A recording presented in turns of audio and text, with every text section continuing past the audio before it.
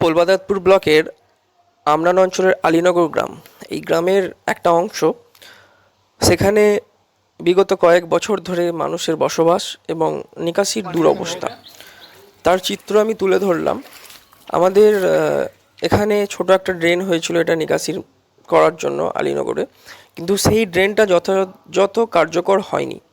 এবং আমি নেতৃত্বর কাছে এটা অনুরোধ রাখবো যে এই ড্রেনটি আপনারা যে কোনো প্রকারে নির্মাণ করার চেষ্টা করুন। এবং আমার মনে হয় এই ড্রেনটা করার জন্য ইঞ্জিনিয়ার নিয়ে এসে একটা সুষ্ঠু পরিকল্পনা এবং মাপজোপের প্রয়োজন আছে, তারপরে এই ড্রেনটা করা উচিত।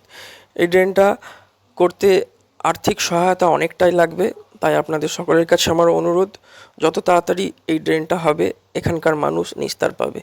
আপনারা ভিডিওর মাধ্যমে দেখতে পাচ্ছেন এখানে মানুষ কতটা দুরবস্থায় আছে।